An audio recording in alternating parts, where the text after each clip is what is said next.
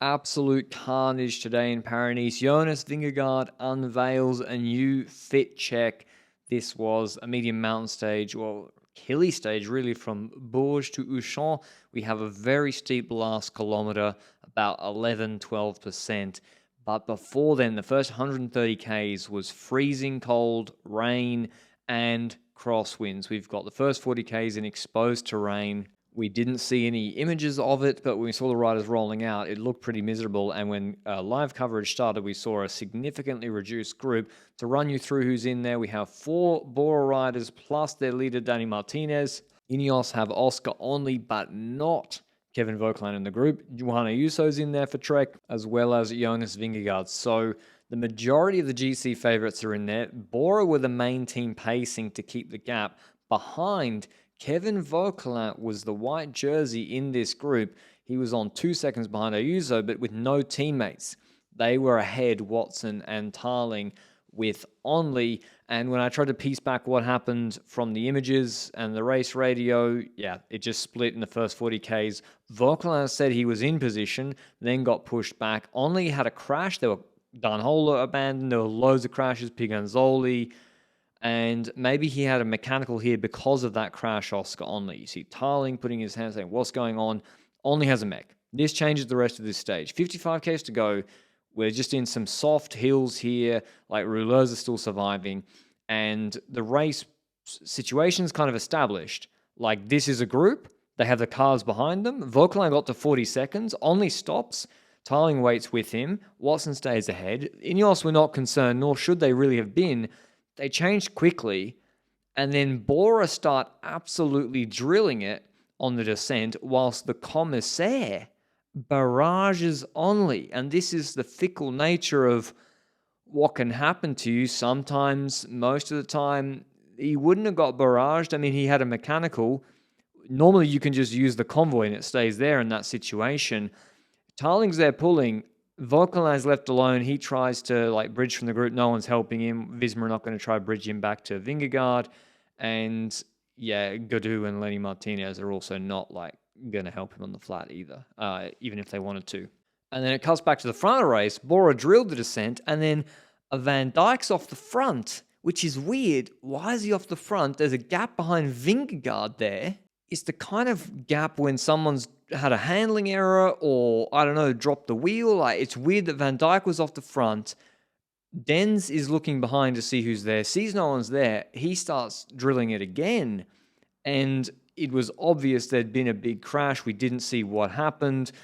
It's impossible to know unless the riders maybe say afterwards what happened. Maybe a touch of wheels, maybe just a fast bend. McNulty goes down. He abandons. Juan Ayuso, the race leader, crashes after he'd made the first echelon. He abandons. I just saw the report that apparently he's broken nothing, which is fantastic news. I think Trek said he went to get x-rays afterwards because it looked really bad there. Garcia Pierna, the whole Movistar team, Ivan Romeo, crashed. They're out. This group was just behind. And so what do you think? Is it play on? Bora were pacing before, so why can't they keep pacing? Or do you see it differently? Are they now pacing to keep a gap open that wasn't there in the first place were it not for the crash? It's an interesting question. I'm not a big unwritten rules person. I would say Bora had the most numbers, and so they did what they controlled the race and dictated the race. They had the best numbers. They controlled the whole race pretty much and rode a TTT. On the other hand, it didn't look very good. And for Vauquelin, he was coming back. That incident and Bora putting the pace on, that's him done. He's on 2 minutes. He gives a shake of the head big opportunity. I think his legs, I know his legs were very, very good when you look at his last climb. But here, Dani Martinez, he jumped just at the same time as Vingegaard. He gets rolled easily in the sprint, but there's a tell here, at least I think. He's labouring. His action is laboured, and he's looking for the Van Dijks to close it to Vingegaard, even though Vingegaard's not going solo. But you could tell that's something you do when you're already very, very on the limit and tired. And here we go with Vingegaard undressing. This came after the sprint, so the big jacket comes off. Then you see, what's those bibs he's got on? Jacket goes into the car, but he can't undress in a stress-free environment because he can't control the pace in front. The Van Dijks and Dens are just going to keep riding. So he waits for the uphill. Then we've got a long sleeve base layer that's put on reverse, arm warmers, and then the speed suit, but over the speed suit is bibs, but they're also like funny looking, and apparently it looks like he's ripped them, and that's so that they could have been taken off by a teammate. But now, unless he can say, Van Dijk's, I mean, you were my teammate, can you do me a favor? Can you undress me? He has to then put the bibs over the top. So pretty fresh look. Will it catch on? Maybe. One thing's for certain. Would you rather not be cold and miserable?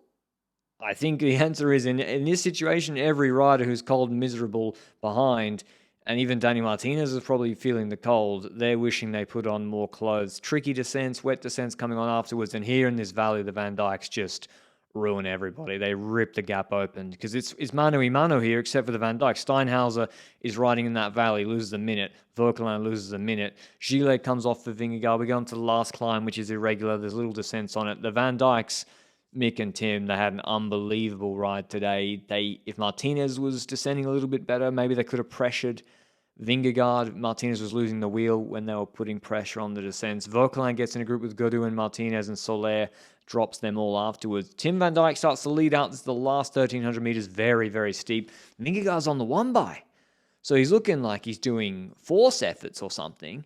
He's on the one by, gets to okay to go. He's maybe thinking, oh, is Martinez bluffing?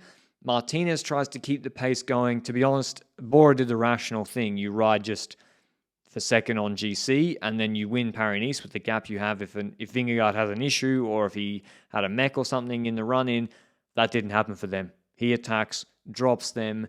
The aero disadvantage of the double bib shorts not being sufficient to hold him back. And credits to these spectators. Not the best weather conditions, waiting to see the stars come up Auchan. And Vingegaard, in his first race of the year, Paris-Nice, wins his first stage of the year, putting 41 seconds into Danny Martinez in a kilometer.